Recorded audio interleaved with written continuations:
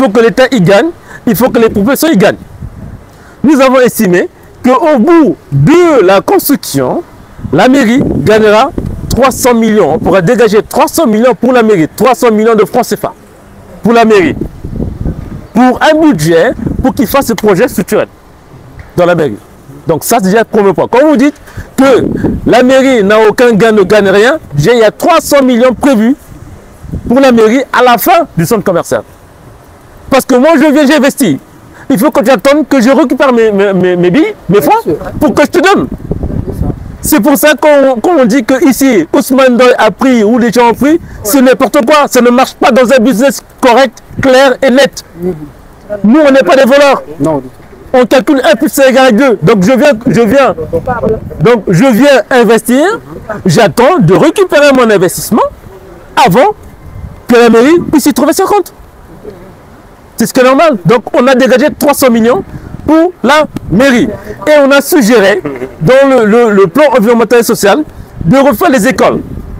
Parce que ce que vous devez savoir, l'année dernière, l'école Paille n'a aucune toilette. L'école Paille a plus de 300 élèves avec 800 € de budget annuel. 500 000. Vous êtes des conseillers, vous devez le savoir.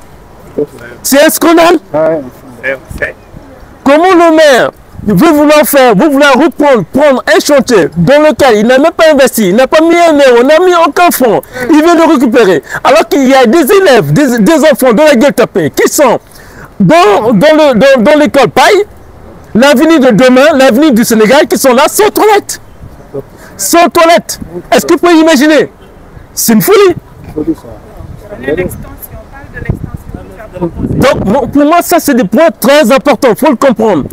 On n'a pas d'un mec de Gueltapé avec une école Paille qui n'a pas de toilette, qui n'arrive même pas à réaliser, et il veut venir récupérer un projet qui n'appartient même pas, dans lequel il n'a même pas mis 1 euro, 1 franc. Si la mairie nous montre dans le budget qu'ils ont dégagé 100 000, 1000 francs, 500 francs pour la réalisation, pour le relogement, etc., là, je peux dire, voilà, là, en face, j'ai un partenaire financier crédible et on peut discuter des délais, de planning, etc. Mais la mairie a besoin de moi. Moi, j'ai besoin de lui dire ce que je vais faire, ce que je suis en train de faire. Donc, moi, je veux une personne constructive qui vienne me voir en face et qu'on discute technique. Je ne peux pas discuter financier avec la mairie parce qu'il n'a mis aucun franc dans notre projet. Donc le problème de financement ici, de Gueltapé, ça ne concerne même pas. Ça ne concerne pas. Ça concerne l'extension, les extensions. Bon, maintenant, pour l'extension, le maire, quand je l'ai vu, il m'a dit qu'il voulait gagner 300 millions. Il dit, monsieur le maire, je ne suis pas la banque. Le projet est déjà ficelé. Il n'y a plus rien à faire. Et avant vous, en plus. Donc, j'ai proposé. Omania, c'est un conseil. Ah, enchanté. Président de la commission finance. Enchanté. Donc, j'ai proposé à la mairie que ce que nous pouvons faire, c'est un projet, comme je vous disais tout à l'heure, c'est un projet que nous pouvons étudier maintenant pendant votre mandat et on peut voir les intérêts de la mairie, voir ce que nous pouvons faire. Parce que je suis là aussi pour aider nos frères africains. Les mairies n'ont pas d'argent. L'État ne peut pas tout faire. Donc nous, avec le fil panafricain, on peut aider les mairies. Il faut savoir qu'on fait une erreur grave en Afrique. Quand le blanc arrive, quand le chinois arrive, le pakistanais arrive, on dit que c'est l'investisseur. Même si c'est un Français qui vient du fond de l'Afrique, il arrive ici, c'est un investisseur. On ouvre les portes. Moi, si j'étais un blanc, je n'avais aucun problème. Mais quand vous êtes étudiant, vous êtes enseignant, vous êtes journaliste, vous êtes un cadre, vous allez en France, vous êtes immigré. Vous êtes immigré. Vous faites la queue comme tout le monde pour le cadre de séjour. Et souvent, on nous refoule. Donc voilà le respect. Alors, pour l'extension, j'ai proposé au maire qu'on peut donner quelques cantines si on fait un projet qui n'a rien à voir avec ce projet. Donc l'extension, on l'étudie et on propose à la mairie un niveau. Quelle cantine, c'est-à-dire à peu près combien de cantines? Au moins plus de 80 cantines, je ne sais plus. Je ne sais plus. Mais un niveau, on propose un niveau. Mais c'est un projet étudié. C'est un projet aussi qui doit être soumis à l'approbation de l'État, du permis de construire. Donc on a fait ce projet que je lui présenté pour que la mairie ait au moins un niveau. C'est du côté des tabliers. Parce qu'on s'est dit, du côté tablier, au lieu de mettre les tabliers qu'au rez-de-chaussée, donc les tabliers au rez-de-chaussée on fait le parking, en haut on met les tabliers, ensuite en haut on met les cantines, etc. Et en haut on met des panneaux solaires. Donc la mairie, du coup, on peut donner des cantines à la mairie. Parce que c'est un nouveau projet. Donc, et le maire n'a même pas entendu.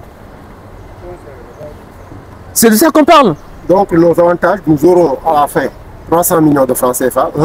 Vous allez réfectionner les écoles. Ensuite, vous allez nous proposer au minimum 80 cantines. C'est ce que j'ai compris. Non, non, non, c'est pas ce que j'ai dit. Vous voyez, je suis en train de parler, vous écoutez tous, mais la traduction n'est pas la même. C'est le problème que nous avons en Afrique. Tout à fait. Je parle et je dis des choses. Pose-moi des questions si tu ne comprends pas. Mais ne va pas déformer. Non, j'ai dit, non, 300 millions, c'est dans le projet. On a étudié le projet, on a fait un plan environnemental et social qu'on a présenté au comité, et quand le comité a vu que les intérêts de la mairie, de la commune s'étaient préservés, donc ils ont présenté le travail qu'on appelle à la mairie lors comment on appelle ça déjà, un conseil municipal, et donc les conseillers ont décidé ils ont donné le droit au maire de signer le contrat. Parce que dedans, on avait prévu les 300 millions. Voilà. Non, mais c'est des questions qui posent. C'est des questions qui posent. C'est des questions qui posent sont importantes.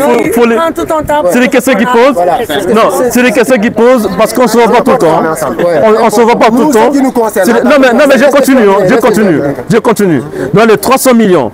Ensuite, une fois qu'on a géré le centre commercial, d'accord? Une fois qu'on a géré le centre commercial, il faut savoir qu'on a un bail amphithéotique de 10 ans.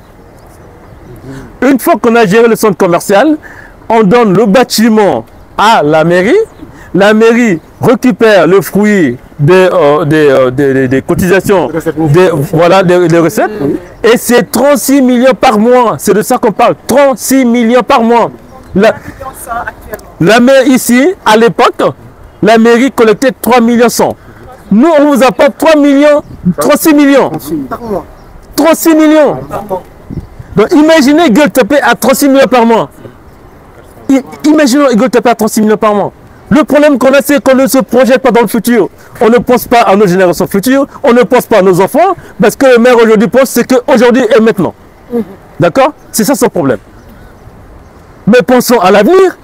36 millions par mois pour une mairie au Sénégal, ça n'existe pas. Il n'y a aucune mairie qui a 36 millions par mois au Sénégal. Il n'y en a aucune. Et ce serait le marché le plus peuplé du Sénégal. On a 2500 cantines. Dans chaque cantine, il y a au moins 2 personnes, 5000 personnes.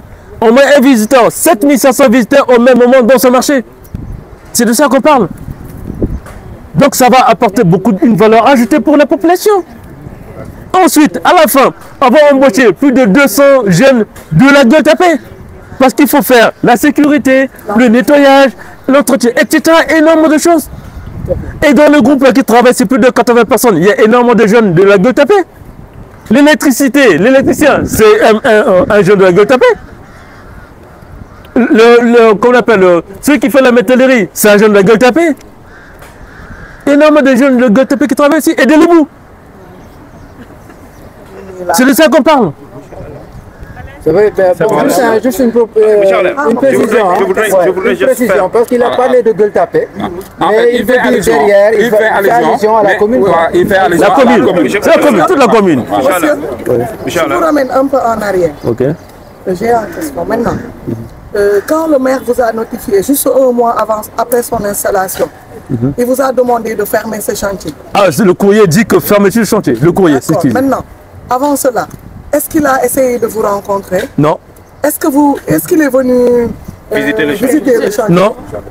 Il vous a juste envoyé une notification vous disant de fermer. Le maire n'a jamais visité ce chantier avec moi. Après son installation, juste après, avant, après, pendant, il n'a jamais visité le chantier avec l'équipe de Kireli avec moi. pour visiter le chantier, il est venu avec la police. Et ils ont saccagé le chantier.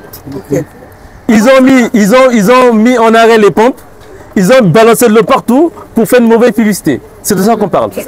Vous n'êtes pas vu avant cela. Vous êtes jamais... On s'est vu après qu'il ait envoyé le courrier, comme j'ai dit tout à l'heure.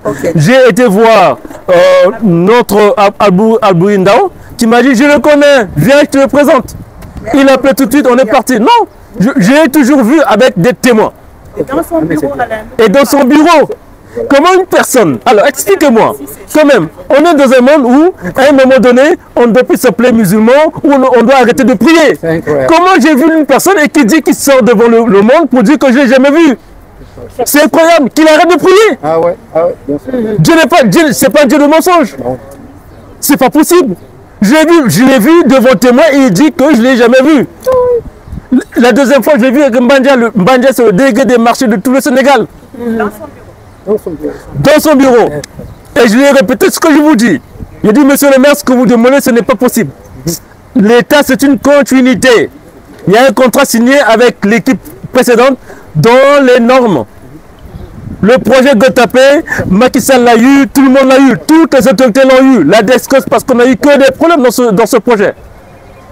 À chaque fois, on allait faire des piles de dossiers, on donnait au gouverneur, au sous-préfet, etc. Ne serait-ce que bloquer cette avenue, on n'a eu que des problèmes avec les voisins. À chaque fois, on a été se présenter. Donc ce projet, tout le monde le connaît. Le maire devrait être fier de ce projet. La renégociation, il a demandé quoi pour la commune? La renégociation. Mais jamais il y aurait une renégociation. Il n'a rien demandé. Lui, il veut 300 millions. Je lui ai dit, monsieur le maire, c'est pas renégocié. Tu peux même venir me voir un projet étudié avant, budgétisé avant, demander 300 millions et de continuer. Il veut gagner 300 millions. Mais pour le refus de payer 300 millions, il a décidé de fermer, c'est ça alors? Moi, je ne peux pas expliquer cela. 300 millions, c'était pourquoi? Pour la mairie? Je ne sais pas, il me dit qu'il veut gagner 300 millions. Ah oui. Il veut gagner 300 millions. Voilà, les intérêts de la commune ne sont pas préservés. Non. Il est venu. Qui regarde d'abord, s'il était sage, il devait d'abord voir si dans le budget de la commune, dans les fonds, l'argent, etc., si la commune a mis de l'argent dedans. Voilà. Quand il se rend compte que la commune n'a pas mis de l'argent, il doit s'approcher de nous pour dire voilà. Ce terrain n'appartient pas à la commune alors? Non, ce terrain n'appartient pas à la... Pardon? Ce terrain-là. Le terrain n'appartient pas à la commune. Le terrain dans le droit réel, on l'a en disposition. Le droit réel peut être demandé par n'importe qui au domaine. Le terrain appartient à l'État du Sénégal. C'est pour ça que la mairie, le maire Ousmane Doye, on a refusé qu'il donne le permis de construire, parce que s'il donnait un permis de construire, ça n'avait aucune valeur. C'est le ministre qui a délivré le permis, le ministre de l'urbanisme. Le ministre du budget. Ok, donc le permis. Effectivement.